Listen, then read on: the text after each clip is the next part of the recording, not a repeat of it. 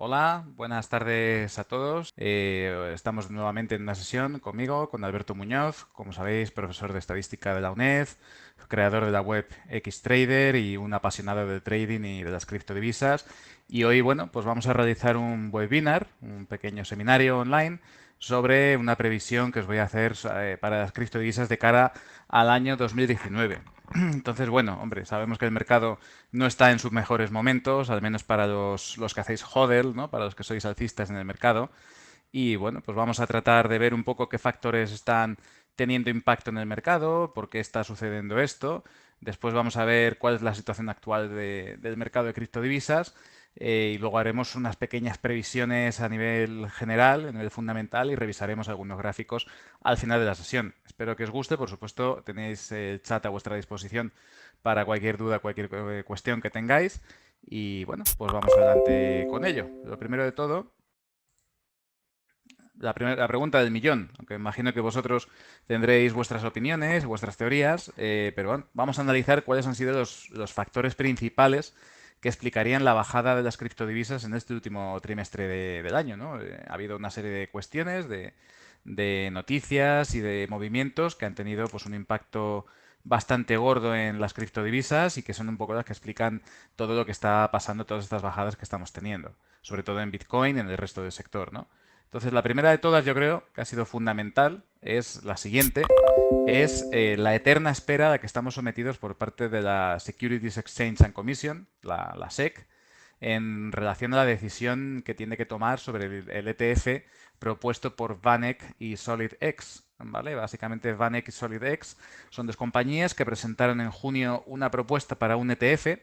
Para aquellos que no sepáis lo que es un ETF, es el acrónimo de Exchange Traded Fund, ¿vale? Es decir, un fondo cotizado, es decir, un fondo que puedes comprar y vender y que ese fondo a su vez replica un producto, un tipo de productos. Actualmente hay ETFs sobre índices, ETFs que invierten solo en empresas que son responsables socialmente, empresas que son solo small caps en China. Bueno, pues lo que proponen VanEck y SolidX es lanzar un ETF que invierta exclusivamente sobre Bitcoin. Entonces, claro, es una decisión que tampoco se puede tomar a la ligera, lógicamente.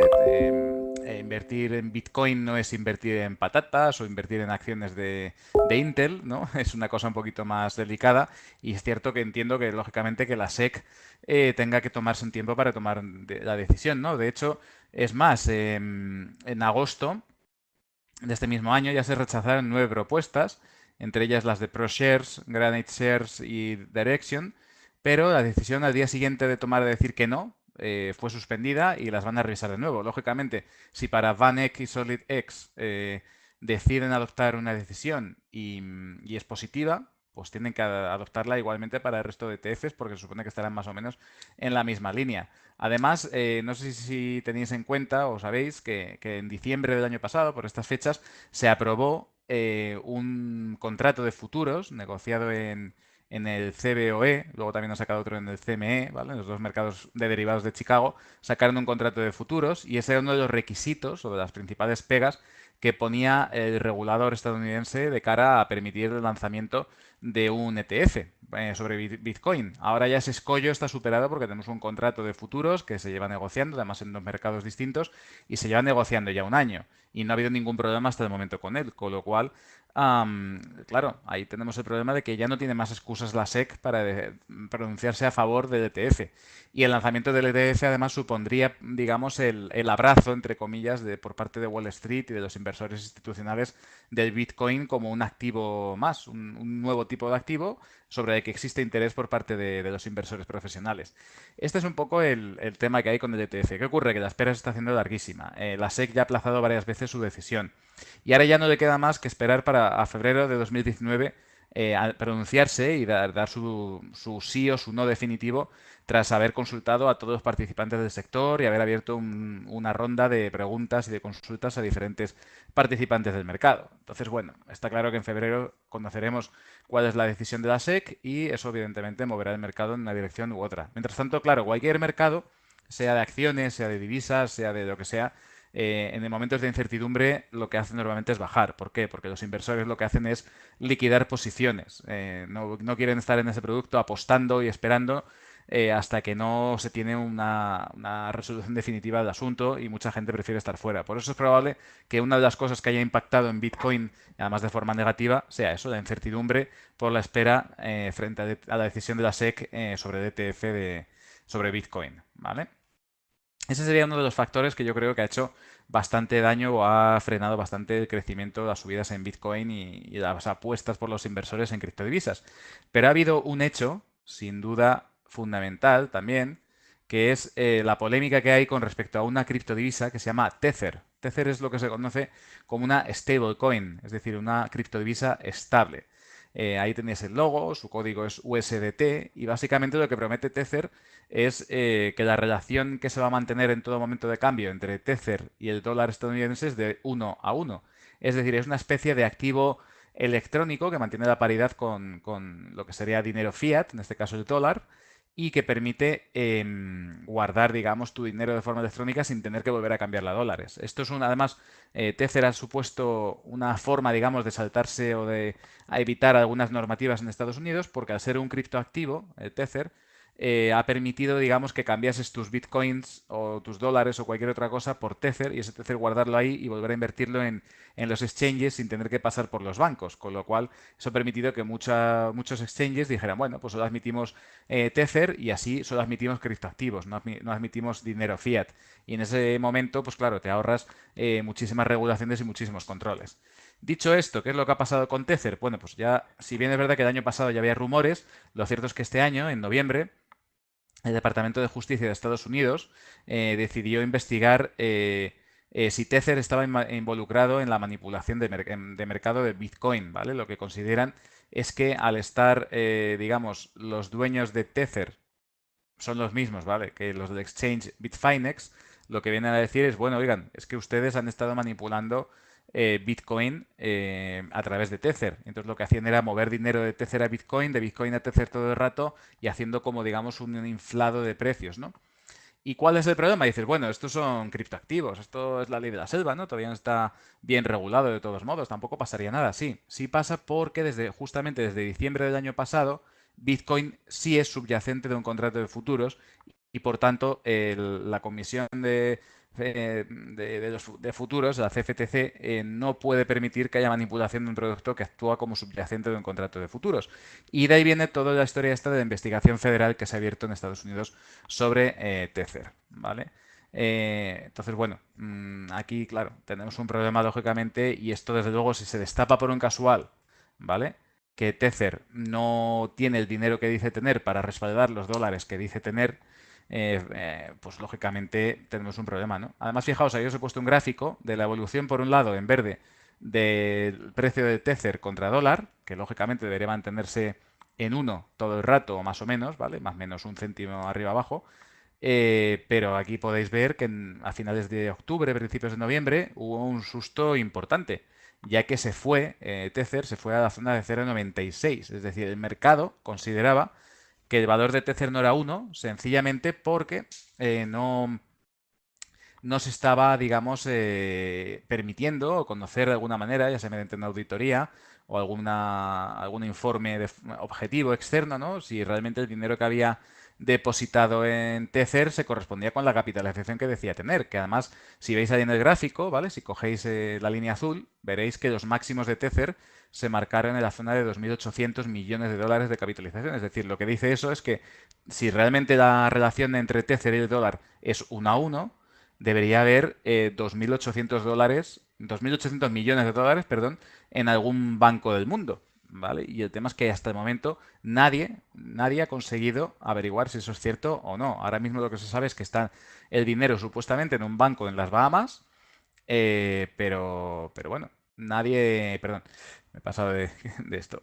Realmente nadie ha podido saberlo, ¿no? Ni verlo, con lo cual, bueno, pues ahí estamos un poco con esa incertidumbre y desde luego si a lo largo del año que viene, 2019, hubiera algún problema con esto y se destapara que en Tether hay un agujero de varios miles de millones de dólares, pues tendríamos un problema bastante importante, ¿no?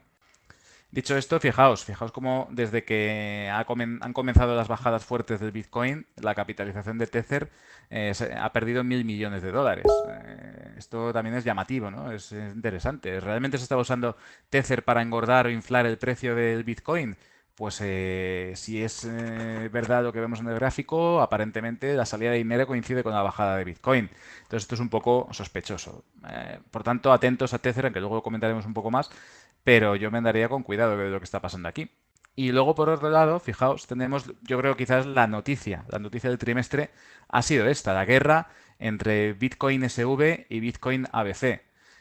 Os voy a explicar un poquito rápidamente lo que es cada cosa, no sé si lo habéis oído, si estáis ahí en el chat me podéis decir sí o no, me suena o algo me suena esto.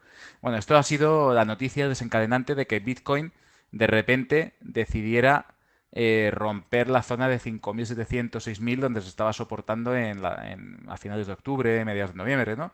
Esta noticia, fijaos, vamos a intentar contarle de una manera que se entienda, porque la verdad es que en los medios, en diferentes sitios lo han explicado un poquito regular, pero vamos, la idea básicamente es que el 15 de noviembre se iba a producir un hard fork, ¿vale? Ahora repasamos lo que es un hard fork, pero vamos, se iba a producir un hard fork de Bitcoin Cash, ¿vale? Y se van a producir dos nuevas cadenas. Una que es Bitcoin SV, SV viene de Satoshi's Vision, ¿vale? Como si fuera el Bitcoin oficial de Satoshi, digamos, y otra es Bitcoin ABC, ¿vale? El impulsor de Bitcoin Satoshi Vision es Craig Wright, que es ese señor que tenéis ahí en la foto, que tiene cara de simpático, aunque no debe de serlo. El caso es que este hombre, pues, entre otras cosas, es famoso porque se autoproclamó ser el verdadero Satoshi Nakamoto hace ya unos cuantos meses, ¿vale? Creo que fue el año pasado. Cuando realmente, claro, no sabemos quién es Satoshi Nakamoto, si siquiera sabemos si es un grupo de personas o quién es. El caso es que este programador australiano pues decidió que él era Satoshi Nakamoto y bueno, eso lo ha intentado vender a la comunidad. El caso es que sí que es cierto que él de siempre ha apoyado Bitcoin Cash, ¿vale? Que es la decisión que hubo en agosto de 2017 de Bitcoin, o hard fork, ¿vale? Un hard fork, ya aprovecho que estamos, recuerdo que es simplemente cuando un equipo de desarrolladores del proyecto de un Bitcoin o de otro proyecto de otra criptodivisa, deciden, vamos, no se ponen de acuerdo y deciden que hay que crear una nueva cadena dentro de la actual, una nueva escisión, digamos, una separación que continúa desde un determinado bloque, pero que inicia de nuevo de cero una nueva criptodivisas porque no se han puesto de acuerdo y no están conformes con la forma de gestionar el proyecto, por el tamaño de los bloques, etcétera, etcétera, por las medidas de seguridad que tenga, etcétera, ¿no? Entonces, fijaos, aquí viene lo interesante. Este hombre, con un simple tweet, hundió el precio del Bitcoin el 15 de noviembre. ¿Qué hizo? Simplemente dijo, bueno, en Twitter, amenazó cuando se produce el hard fork, dice, a todos los mineros, si no apoyáis Bitcoin Satoshi Vision, tendré que vender muchos Bitcoins para financiar este proyecto. Y si lo hago, puede hundir el precio del Bitcoin hasta $2.000. Ostras, claro. ¿Cuál es el problema? Que además después, como continuación, puso, y no os preocupéis porque aunque el Bitcoin está a $1.000, a mí no me preocupa, no me hace ningún daño. Es decir, estaba presumiendo de que era un whale, es decir, una ballena que tenía muchísimos Bitcoins, cogidos además a muy buen precio, seguramente a céntimos de dólar, a centavos de dólar, y amenazaba con hacer caer el mercado si no le apoyaban los mineros en este hard fork.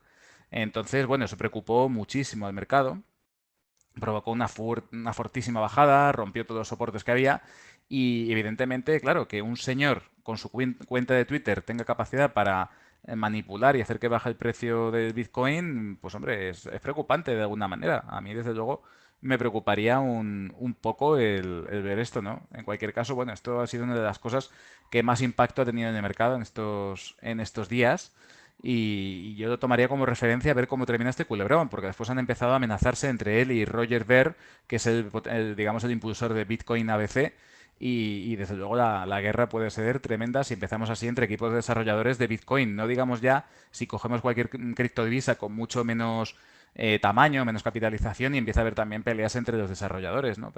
Yo creo que realmente el proyecto, o sea, que los proyectos empiecen a romperse de esta manera y la gente empiece a ponerse en desacuerdo, pues puede ser algo que acabe con las criptodivisas en sí como ideal, ¿no? Como algo que había sido pensado, creado, ¿no? Para conseguir la descentralización de los servicios, quitar intermediarios, acabar con los bancos, ¿no? Que decía el propio Satoshi Nakamoto, etcétera, etcétera. Entonces, bueno, esto cuidado porque hay que tenerlo en cuenta y si cada vez que haya una de estas va a haber bajadas fuertes, desde luego no ayudan para nada al sector de las criptodivisas en general. Dicho esto, último factor que yo creo ha sido bastante negativo en el último trimestre para criptodivisas. La minería. ¿Qué pasa con la minería? No es rentable. Empieza a dejar de ser rentable en muchísimos países. ¿Vale? De hecho, cuando se produce esta caída que comentábamos antes, motivada por la pelea entre Craig Wright y Roger Ver por el tema del fork de Bitcoin Cash y demás, en esas fechas han cerrado el negocio del minado entre 600.000 y 800.000 mineros. ¿Vale? Encima ha habido un fenómeno importante y es que en China ha habido bastante sequía esta temporada y entonces el precio de la electricidad ha subido hasta los 0,3 yuanes, es decir, a unos 4 centavos de dólar aproximadamente por kilovatio hora. Entonces, si baja el precio de Bitcoin, con lo cual con lo que me remuneras a mí, digamos que son Bitcoins, pierde valor y por otro lado aumentan mis costes, ¿no? El precio de la electricidad y encima el equipamiento pues también está aumentando su valor porque claro, ha habido una especie de burbuja, ¿no? de las ASICs, de los aparatos que se utilizan para el minado y demás, pues lógicamente, claro, el minero al final no va a estar ahí perdiendo dinero. Si le va a costar más la luz y el coste de producción que lo que va a ingresar, pues lógicamente dejan, ¿no? Y entonces esto es preocupante porque abre un problema que no sé si lo habéis tenido en cuenta algunos y es el tema de que a menor cantidad de mineros, más posibilidades hay de que un grupo de mineros se haga con el blockchain de una determinada criptodivisa. Y eso da juego para hacer lo que se conoce como un ataque del 51%. Es decir, un grupo de mineros que controla más de la mitad de los nodos puede manipular el blockchain, tiene capacidad para hacer trampas, digamos, ¿no? Entonces esto sería muy negativo también, porque si nos han vendido que blockchain es, digamos, la solución definitiva para conseguir bueno, pues que todo sea seguro y que la información sea pública, pero a la vez esté protegida si queremos, etcétera, etcétera, pues todo esto daña mucho al sector, con lo cual, pues lógicamente nos podemos ver en problemas. Dicho esto, pues fijaos, lógicamente, si cae el número de mineros, tienen problemas también los proveedores de equipamiento para este tipo de cosas, y uno de ellos ha sido, sin duda, el proveedor de equipos y de tarjetas gráficas Nvidia. Esto lo vamos a ver rápidamente, fijaos en unos gráficos, fijaos, esto es la tasa de hash rate del blockchain de Bitcoin, ¿vale?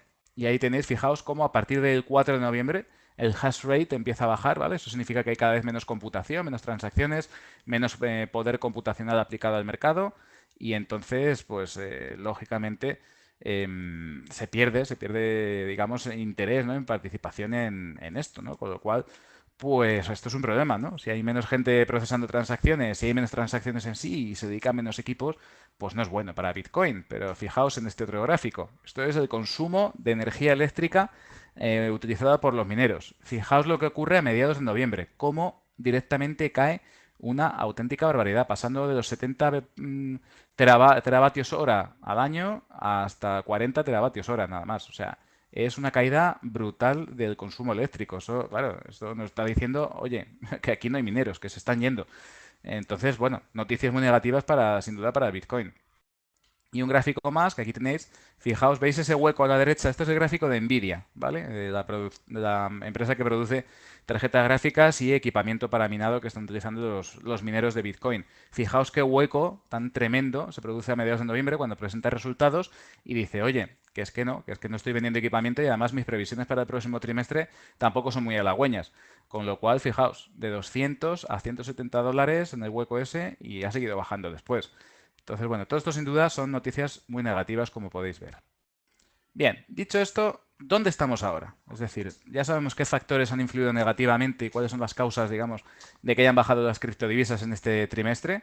¿Dónde estamos ahora? Bueno, pues fijaos, he hecho una rápida comparativa tomando datos de CoinMarketCap, ¿vale? Esto sería el ranking, digamos, de criptodivisas, las 12 primeras criptodivisas con su capitalización en diciembre, el 1 de enero de 2018, o sea, a finales del año pasado, a principios de este, ¿no?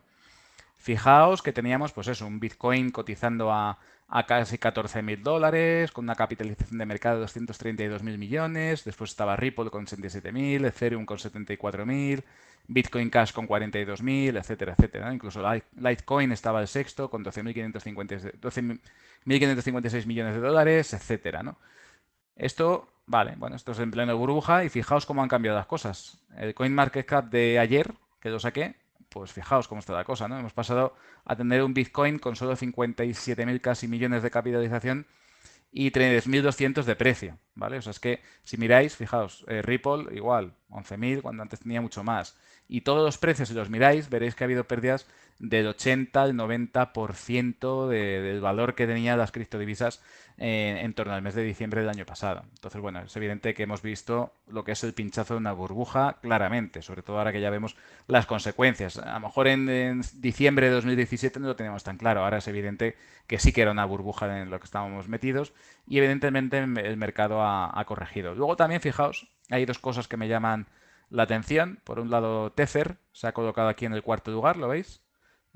No porque valga más, como habéis visto, de capitalización incluso ha bajado y se ha mantenido el valor en $1 aproximadamente. El motivo por el que sube Tether es que el resto han bajado y bastante en cuanto a capitalización y en cuanto a precio. Y Stellar me llama la atención, ha ido subiendo poquito a poco puestos y ya está en el quinto lugar. Stellar, para los que no los conozcáis, es un proyecto similar a Ripple, pero de carácter público, digamos. Ripple, como sabéis, tiene un blockchain controlado por una empresa que es Ripple Labs, que está dedicado a bancos y a transacciones financieras. Y Stellar es lo mismo, pero para el gran público y también para hacer micropagos en países en desarrollo. Entonces, bueno, ahí la tenéis que poco a poco se va acercando. Y lo que me sorprende mucho es Ethereum, que parece que hay un pequeño atasco ahí en el desarrollo de Ethereum. No acaba de cuajar, no acaba de verse la utilidad práctica de Ethereum. Y podría, no sé, a mí me sorprende que esté en el tercer lugar cuando debería estar en el segundo. Y sin embargo ha sido superado claramente por Ripple, ¿no? Entonces, bueno, veremos a ver, pero está interesante en este momento y bueno, ahora comentaremos un poco las perspectivas, pero está claro que aquí va a haber movimientos en este ranking en los próximos meses, ¿vale?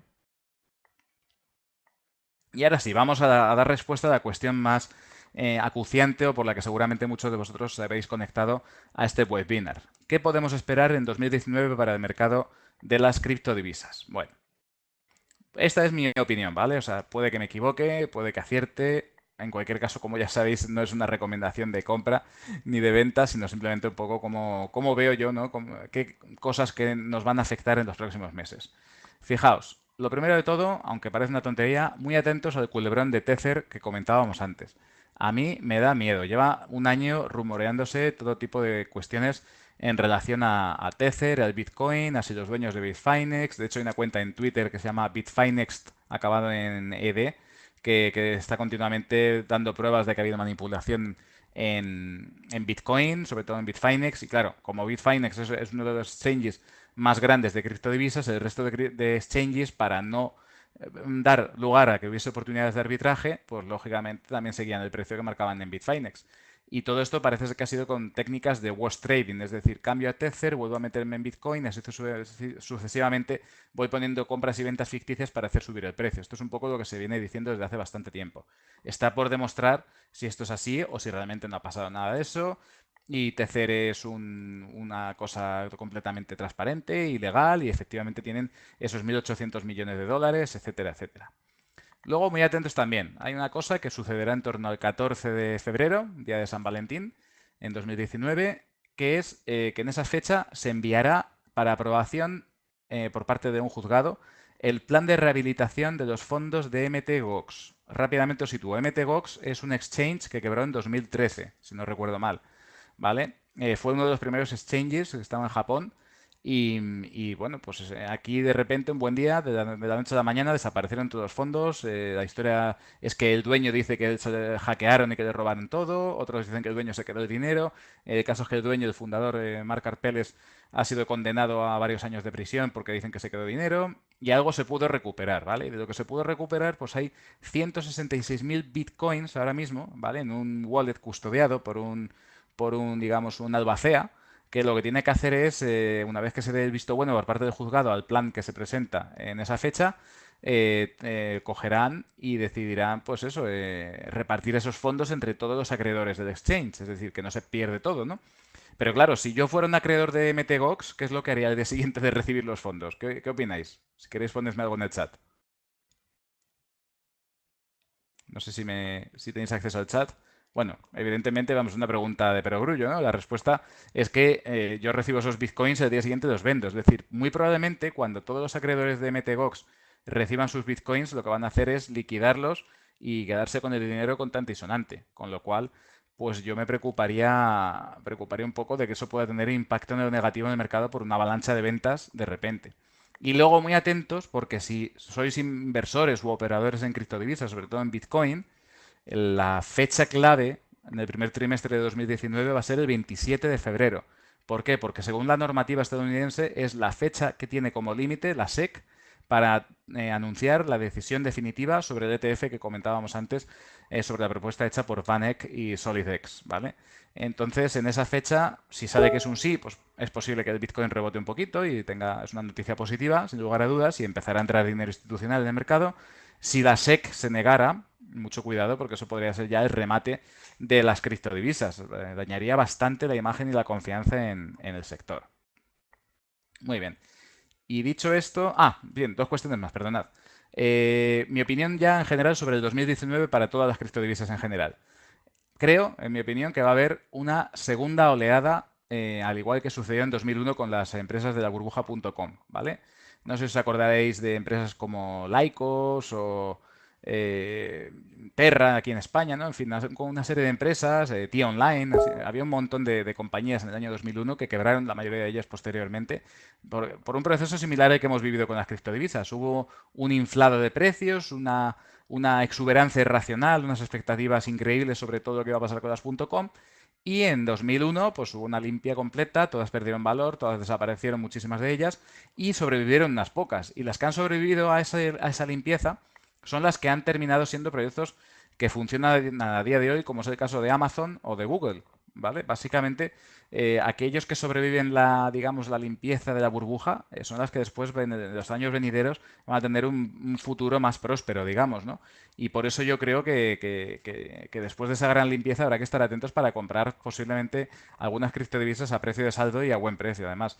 Yo en particular he seleccionado tres, que tengo bastantes expectativas con ellas, que son Ripple, aunque no sé que en la comunidad de criptodivisas Ripple no gusta, pero si estamos pensando en trading o en invertir, sí que puede ser una cripto que con los años gane valor por el uso que tiene actualmente por parte de las entidades financieras.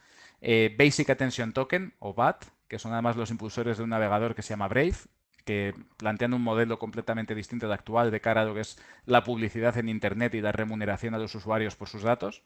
Y VeChain, ¿vale? Que lo tenéis ahí también. VeChain es una cripto que se está utilizando ya actualmente para procesar la cadena de producción de los alimentos, de bienes de lujo también, etcétera, para certificar que en la cadena de producción no se ha visto alterado el producto de ninguna manera y que la calidad es la que afirma tener el producto en su etiqueta en sí, ¿no?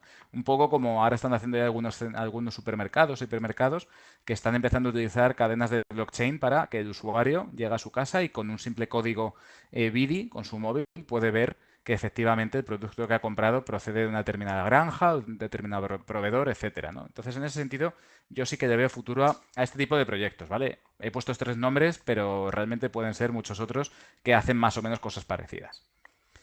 Y ahora sí, dicho esto, vamos a ver algunos gráficos. Y aquí sí que quedo, por supuesto, abierto a vuestras consultas. Voy a compartir un momentito a ver si funciona. Vamos a ver. ¿Veis el gráfico? Vamos a minimizar esto. Vale. ¿Veis bien el gráfico de la página de FX Street? O sea, recordad que en el apartado de gráficos de fxstreet.es, en Reads and Charts, tenéis gráficos interactivos de todas las divisas y además de criptodivisas también, ¿vale? Bueno, aquí el primer gráfico que os he puesto, pues como podéis ver, es el cambio de Bitcoin contra dólar. Y bueno, no hay mucho que decir. A mí me gusta siempre poner, aquí ya tenéis, la media móvil de 200 simple, en diario, ¿vale? Y esa es un poco la que ha guiado en mi caso la operativa, ¿vale? Cada vez que ha caído hacia la media de 200 y ha rebotado, he aprovechado para comprar algunos tokens, ¿vale? Pero lo cierto es que una vez que la ha perforado la baja allá por marzo marzo, abril de este año, pues no ha vuelto nunca más a superar realmente la media móvil de 200, como podéis ver. Y esto nos indica claramente una cosa, y es que el mercado es netamente y claramente bajista. Las causas, ya os he dicho, en parte pues todos los factores que hemos estado comentando. En parte también pues hay un sentimiento negativo, en parte hay instrumentos para especular a la baja en criptodivisas, ahora hay CFDs, hay futuros, cosa que antes cuando comenzó las criptodivisas a andar pues no había tanto de esto. Evidentemente ahora muchos inversores pueden ponerse cortos y ganar dinero a la baja con estos productos. Con lo cual, pues bueno, y aquí veis, fijaos, una formación muy clara de triángulo, ¿vale? A ver si puedo dibujar la rayita, fijaos, tiramos aquí rápidamente esta rayita. Vamos a ponerla en rojo. Vale, ahí tenéis esto. Y si tiramos esta horizontal por aquí, clarísimamente vemos cómo se ha formado un triángulo bajista. Lo veis, ¿no? Y cuando la ha perforado, coincidiendo además con el 14 de noviembre, perdón, he dicho antes del 15, no, el 14 de noviembre de este año, pues fijaos cómo una vez perforado se ha acelerado y de qué manera la tendencia bajista. Ahora, en cuanto a soportes para Bitcoin para 2019, pues hombre, yo tengo algunos niveles en mente. Uno de ellos está aquí, fijaos, si cogéis estos máximos de esta zona del año 2017, antes de explotar la burbuja al alza, pues tenemos la zona de 3.000, 2.900, aquí hay un primer soporte, ¿vale?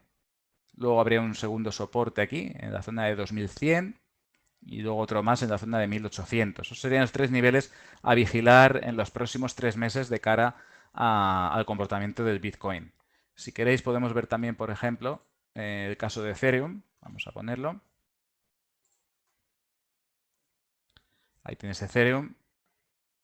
Y en Ethereum pues más de lo mismo, incluso peor porque está cada vez más lejos de la media móvil de 200. ¿Vale? Aquí tenemos incluso, podríamos decir que tenemos una formación monstruosa de hombro, cabeza, hombro. Aquí tendremos un primer hombro, aquí la cabeza enorme y aquí un segundo hombro un poco torcido, y al romper la neckline, que la tenemos aquí, si la dibujamos rápidamente la veréis, pues fijaos lo que ha pasado. Al romper la neckline, pues esto se ha hundido y de qué manera, ¿no? Ethereum, la verdad es que ya os digo, a mí me ha sorprendido porque a nivel práctico sí que es un proyecto, a ver, es la creación de contratos inteligentes, que yo creo que a día de hoy puede ser posiblemente, vamos, algo que tiene muchísimo futuro y que en muchísimos sectores se puede aplicar, pero por lo que sea, el mercado no lo está entendiendo así, no está viendo salida, hay muchos competidores, ¿vale? Hay otros tokens que hacen cosas similares y bueno, pues tenemos un problemilla ahí. Ahí sí que es cierto, a ver, tenemos un soporte, vamos a ver por aquí. Hay un primer soporte en la zona de 94, que es más o menos por donde se está moviendo. Luego tendríamos otro soporte en la zona de 63, que eso ya sería bastante peligroso. Y un soporte muy importante aquí en Ethereum en la zona de 40, 44 dólares, que ahí sí que podría resistir. Con lo cual, bueno, sí que es cierto que en líneas generales, si examinamos los gráficos, pues vemos que hay poco recorrido ya a la baja, porque nos enfrentamos a niveles de soporte importantes, pero que aún no es el momento de comprar. Habría que esperar a que los precios llegasen a esos soportes y ver un poco qué es lo que hacen o por dónde salen, ¿no? Si queréis podemos ver también el gráfico de Ripple, vamos a ponerlo, que la situación es muy similar, como os podéis imaginar. Aunque sí es cierto que ha tenido, fijaos, dos ataques. Esto ha sido por noticias que ha habido positivas en Ripple, para que veáis que bueno, cuando hay noticias positivas de aplicación de un token o de una criptodivisa, pues el mercado se anima. Y esto es lo que pasó, fijaos, que pasó en pocos días de 0,27 a llegar incluso a marcar un máximo en 0,76. Multiplicó por 3 su valor en estos días, en septiembre, por una noticia de que unos bancos de Arabia Saudí habían adoptado Ripple para sus transacciones, si no recuerdo mal. Y bueno, pero bueno, una vez que no ha habido continuidad en esas noticias tan positivas, pues lógicamente se ha desinflado y hemos vuelto a los precios de los que veníamos, ¿no? Si vemos el gráfico, pues bueno, hay un soporte, lo veis aquí clarísimo, fundamental, la zona de 0,25, ¿vale? Los 25 centavos de dólar en Ripple creo que son en fin, un nivel que si se rompiera nos puede llevar a la zona de 0,18, ¿vale? 18 centavos y después ya no habría mucho más porque no hay referencias históricas. Así que bueno, que entre 0,18 y 0,25 quizás sean buenas zonas para intentar alguna compra si vemos que el soporte resiste, ¿vale? Y siempre, por supuesto, con un stop amplio, porque estamos hablando de criptodivisas y son muy volátiles, pero sería una opción interesante en Ripple. Y dicho esto, bueno, no sé si podéis ponerme en el chat si queréis que veamos algún token más, alguna criptodivisa. podéis ponerme en el chat lo que deseéis y lo vemos rápidamente en términos técnicos el aspecto que tiene. O si queréis os propongo yo otra cosa, no sé, algún token que considere también relevante. ¿Nadie? ¿Nadie pone nada en el chat? Bueno, voy a ir buscando, vamos a ver por ejemplo, vamos a ver Bitcoin Cash, para que veáis cómo ha reaccionado el fork. ¿Vale? Y tenemos el gráfico, como podéis ver, la media de 200 apenas abarca histórico porque tiene muy poco recorrido. Fijaos que nació en agosto de 2017, ¿vale? Ha tenido un comportamiento similar al resto de criptodivisas, con subidas muy fuertes en diciembre y luego desinflado y caída por debajo de la media de 200. La superó puntualmente en torno a abril-mayo de 2018 y luego ya volvió por debajo y marcó ya el punto definitivo de decir, mira, esto no es alcista y bueno. Y ahora fijaos, el comportamiento que tiene es curioso porque claro, al haberse producido el hard fork, la decisión que comentábamos entre Bitcoin, Satoshi's Vision y el ABC, pues vemos aquí que se está comportando ya casi como si fuera un valor de poca liquidez, de poca capitalización, similar a los que cotizan en Nasdaq o incluso en la bolsa española, que no tienen apenas movimiento en el día o que cuando se mueven dejan mechas muy largas porque no hay casi liquidez. Y esto es justamente lo que está pasando en Bitcoin Cash, ¿no? Parece que se va a abandonar con el tiempo y que poco a poco los inversores y los mineros se irán a uno de los dos proyectos nuevos y abandonarán el Bitcoin Cash inicial, ¿no? Entonces fijaos que no tiene una pinta tampoco muy buena. Y en cuanto a soportes y demás, pues bueno, teníamos uno muy importante en la zona de 300, lo ha perforado claramente y ahora mismo no hay referencia, está en caída libre. Entonces yo evidentemente no me metería ahora mismo aquí a comprar. Si queréis podemos ver también Stellar, que como os decía es una cripto que me parece muy interesante por ser un competidor contra Ripple, ¿vale? Y que ha ido subiendo poco a poco en el escalón, en el ranking de criptodivisas. Fijaos, igual, mismo comportamiento, subidas muy fuertes en enero, diciembre, y luego vuelta a la media de 200, rebote en abril y ya definitivamente cada vez que ha intentado romper, fijaos, la media de 200, aquí la gente ha vendido, aquí también y aquí también, ¿vale? Y ya cuando se perdió el soporte de la zona de 18 centavos, esto claramente se ha hundido, perdió un 50%. Y ahora como soporte tendríamos aquí la zona de los 5 centavos, 0,049, ahí lo tenéis. Está complicado evidentemente y esto puede tener más recorrido a la baja. En líneas generales, para todas las criptos, no lo he dicho, pero sí que no descartaría en el medio plazo también un rebote al soporte perdido. Por ejemplo, aquí, fijaos, Stellar podría rebotar hasta la zona de 0,18 perfectamente. Perfectamente porque lleva mucha caída y cada vez que se aleja mucho de la media, pues algo de reversión tiene que hacer, lógicamente. Entran compradores en algún momento. Con lo cual, pues bueno, veo que tengo una cuestión. A ver, Álvaro García. No sé si la has puesto en el chat. A ver, un segundito. A ver. Zcash. Buena pregunta, Álvaro. Vamos a ver si lo tenemos por aquí. Que yo creo que sí. Pues no lo vamos a tener. Vamos a ver. Zcash. El código normalmente, vamos a ver, vamos a poner los que empiezan por Z. Que normalmente es ZEC. No sé si ¿tú tienes algún ticker, Álvaro, diferente para 0cash? Zcash, perdón. Vamos a buscar aquí. Ticker Zcash. Sí, es ZEC, normalmente es ZEC. Bueno, lo podemos ver, lo vemos rápidamente en CoinMarketCap y ya está. Sobre Zcash se ha dicho de todo. De hecho, yo he llegado a oír que era un proyecto del Mossad, de la inteligencia israelí, ¿vale? Que buscaba, bueno, pues eso, básicamente, digamos, cazar, ¿no? A los narcotraficantes y a otras personas, vendiéndoles un proyecto, digamos, muy original, similar a Bitcoin y demás, para engañarles, investigar sus transacciones y ver hacia dónde llevaba el dinero tanto terroristas como traficantes de armas, de drogas, etcétera, ¿no? Eso es lo que se ha venido a decir de Zcash. Desde luego, el que vendía aquí arriba cuando terminó la ICO de Zcash, pues se infló, ¿no? Lo que pasa es que fue muy difícil pillar este precio. Luego hubo una fuerte bajada y luego, pues lo mismo que todas las otras criptodivisas, fuertes subidas a finales de diciembre, diciembre de 2017, enero de 2018, bajadas y, hombre, ahora mismo, vamos a ver si pudiéramos ver un gráfico un poquito más detallado. Vamos a ver. Aquí no lo tenemos ahora mismo. Voy a mirarlo con vuestro permiso en Poloniex. A ver si lo veis ahí mejor.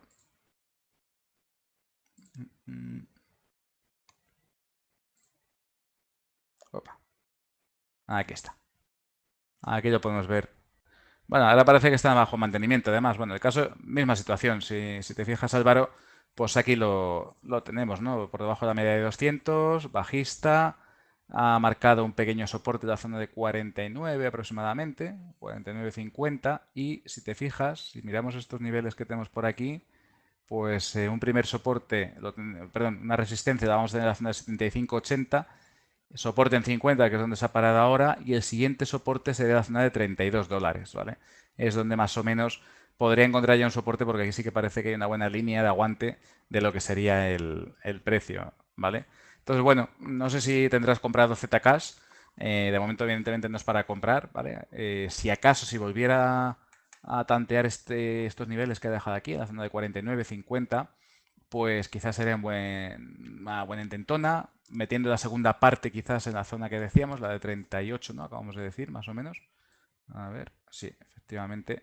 Zona de 38, 40 aproximadamente, entre 38, 40 y 50, 49 se podrían meter mitad y mitad de la posición con vistas a un posible rebote a medio plazo. Pero de momento me esperaría. O sea, ahora en general, tal como está el mercado, no está en un punto óptimo para entrar. A ver, que no quita para que pueda subir en algún momento, pero no es nada seguro, ¿vale? Puede rebotar o puede que no. Evidentemente está muy lejos de la media, pero el sentimiento es muy bajista en el mercado ahora mismo y yo no estaría ahora mismo en criptodivisas, de hecho. O si acaso estaría, si tuviera que estar, sería vendido precisamente, buscando el lado corto para bueno, intentar capitalizar las bajadas. Aunque, si os soy sincero, tampoco entraría ya corto. O sea, yo si tuviera que vender en cualquier cripto, vendería en la media de 200 si hubiera un rebote fuerte. O si me apuráis, cuando en el soporte este que había aquí, en la zona de 98 en el caso de Zcash, o si vais a Bitcoin, pues los 5.700, 6.000, ¿no? Que van a actuar ahora como resistencia, pues serían buenos niveles para abrir una posición corta. Es decir, estar vendido en Bitcoin y capitalizar las ganancias derivadas de las bajadas. Pero no está, ahora mismo está en tierra de nadie. O sea, está muy lejos de la media, pero no lo suficiente para comprar. Y también está muy lejos de la media, evidentemente, para vender. No tenemos un punto de referencia donde entrar vendido. Ya lleva mucha bajada. Lo más probable es que si vendemos ahora nos pille y nos metan una buena torta, sencillamente por vender muy lejos ya de la media. Entonces no estaría. Muy bien, espero que más o menos con esto, Álvaro, esté más o menos claro el análisis de Zcash. ¿Alguna cuestión más? Nada, Álvaro, no hay de qué. ¿Tenéis alguna cuestión?